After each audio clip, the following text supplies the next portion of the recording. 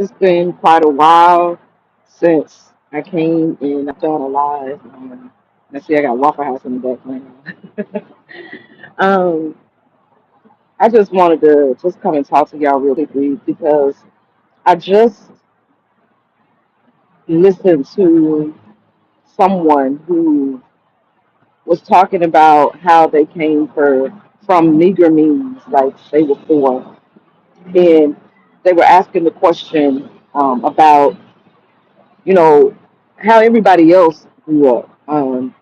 It was a very, very interactive and engaging conversation where we all were just talking about how we came from meager means, how, some of us didn't grow up, in upper class or upper middle class. Some of us, had to endure the roaches. Some of us had to endure the rats.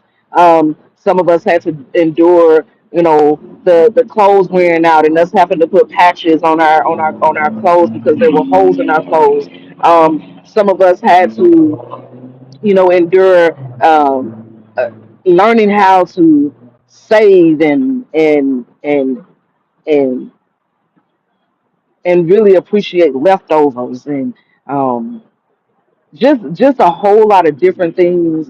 Just I remember one of the comments was we were talking about having the big box TV, and when that one went out, you had a small one on top of that one. It was it was it was really an interesting conversation, but that wasn't the the point behind it all. The point behind it all was that as Christians, and I'm talking as Christians, I'm talking to believers at this point. Um, we have a tendency to always it's something, and you know what? I'll change that. It's not just Christians. It's just humans. Period. Flesh. Period. There's always a sense or a desire for us to want more. When we get what we if we check something off our list and we've obtained everything on our list, why is it that we want more? Like we want more. Like that's not enough. Like if I get $1,000, okay, I made that $1,000 goal, but man, I need more, or I need more. If I made that $10,000 goal, that it doesn't satisfy us. It's the stuff that we're after. And one of the things that we were talking about is just when do we desire and long for God more than we long for the things of this world.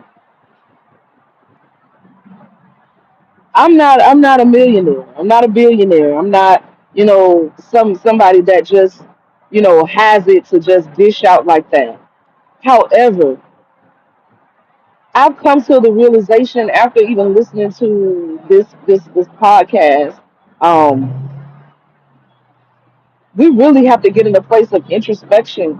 Like we gotta look inside and ask ourselves, is Jesus enough? Is God enough? Or do we want the things of the world more than we want him? Like we want his hand more than we want a relationship with him.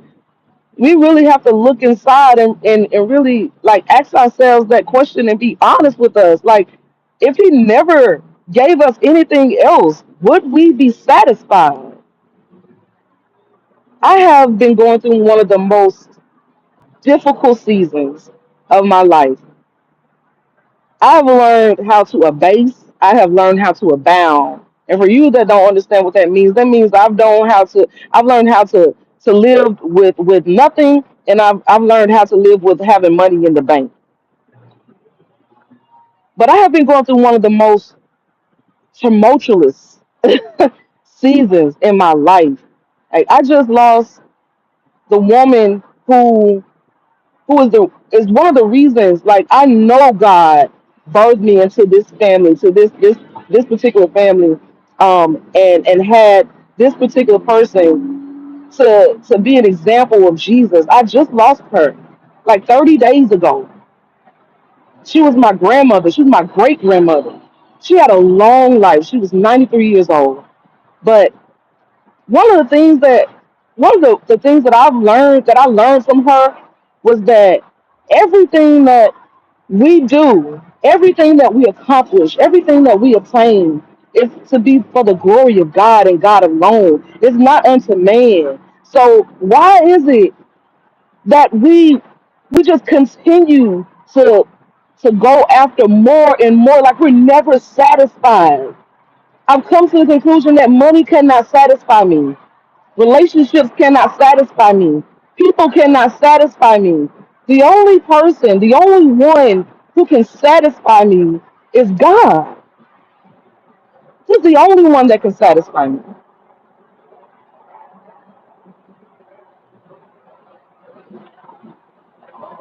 It's just really interesting when I think about it that my grandmother never she was never someone who had riches. She was never someone who had a whole lot of money. Never. I've never seen her um live like in a big old house or just a house period. She was always in, you know, a modest apartment. She did not have very much, but what she did have, she didn't mind giving it away. She didn't mind, like, the clothes on her back. She would give it to you when she would be aching in her body, when she would be at her lowest point and be in so much pain. My grandmother would get up and slave in the kitchen for someone else, and I used to ask her, I'm like, why are you doing this? Like, these people don't care nothing about you. They know that you're in pain, but they're still asking from you. But she will always tell me what I do is unto the Lord.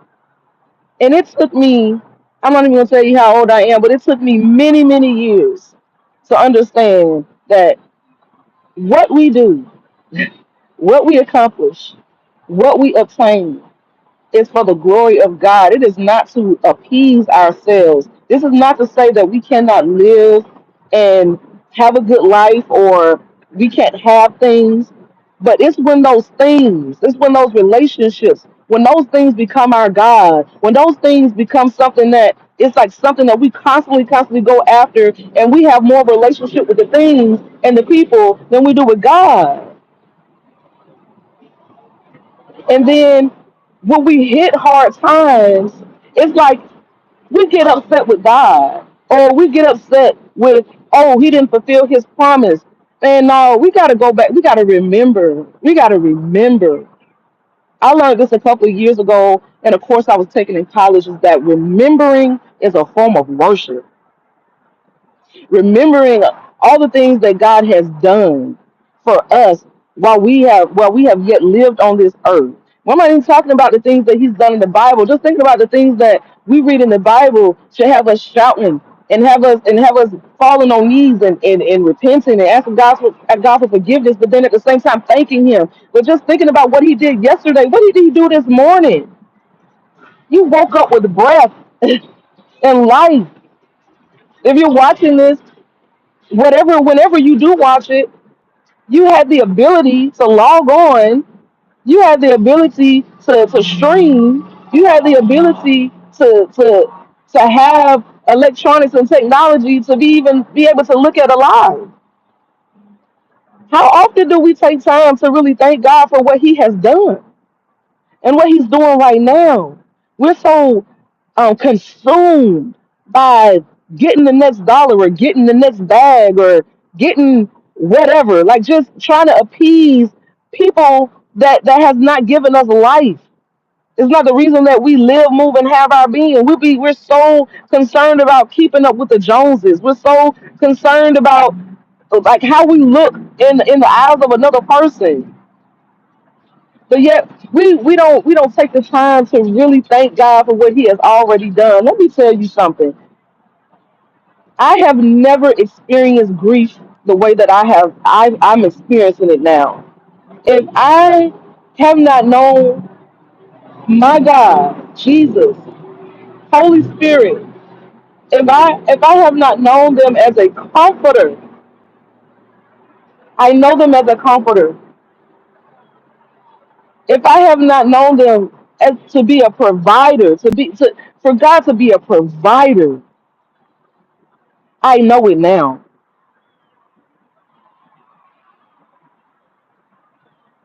I think about all the people that struggled in the Bible. Every person that God used in the Bible struggled with something, struggled with something. And the person I can think the most of is Job. Job lost everything, and his body was stricken with disease, with pain. He lost his family. Not just lost them because they walked away, but they died. He lost all of his monetary resources. Paul was shipwrecked. He was beaten. I just think about all the people in the Bible that went through a struggle, but yet they still were victorious because they remembered who their source was. It wasn't a man, it wasn't a woman, it wasn't money, it wasn't fame, it wasn't titles, it wasn't recognition, it wasn't any of those things. It was God and God alone. When is enough, really? Our flesh, man, our flesh, it'll never get enough. It will never be enough, ever. But if we feed our spirit, man, the inside, the one who lives on the inside of us, the one who is greater than he who is in the world, if we feed him more with by reading our word, by praying to God, by giving him thanks, by giving him praise, by adoring him, by remembering, then that will be stronger. And then we'll be able to put our flesh at bay. We won't be so tempted to care about what somebody else thinks or what somebody else has to say. We won't be so tempted by that because our spirit man will be stronger. But as long as we continue to fill ourselves with things of the world, watching what somebody else is doing on TikTok, watching what somebody else is doing on Snapchat, watching what somebody else got, you don't really know their story. You don't know what's really going on behind closed doors. A lot of these people out here on TikTok and Snapchat, they fakes and frauds anyway. They make it seem like they got all this money, they got all this bait, they living a life full of prosperity, but they just as broke, busted, and disgusted as the next.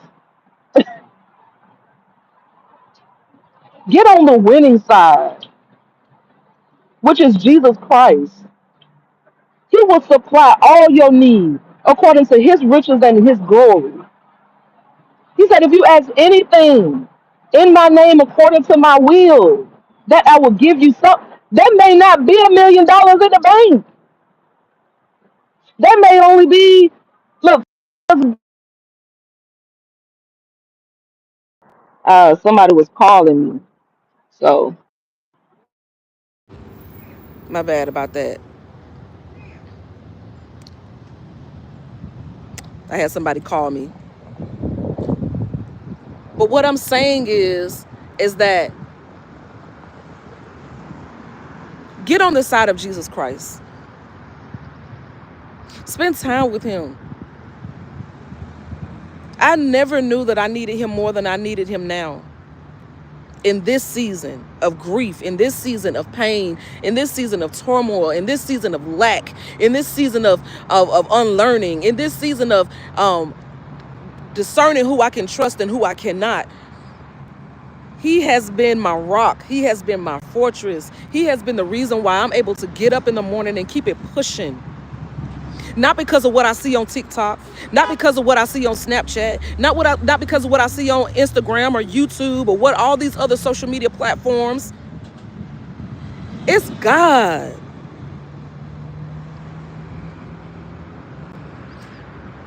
So if you don't remember anything or you don't take anything from this, but this very thing, learn how to remember. Remember what God has done for you. Remember what he's doing for you now, even if it seems cloudy. Remember. Remember. I love y'all so much. I pray that y'all got something from this. I pray that God will come into your life. I pray that Jesus will come into your life, that he will change your heart, that he will renew your mind, he will renew your strength, and that you will remember who he is and who he will always be. That's all I got. I'm Dejana against the grain, and I go against the grain. It is what it is. I could care less what anybody has to say or think about me because I realize that I'm on the winning side. And this side cannot lose because we've already won. I'm out. Peace.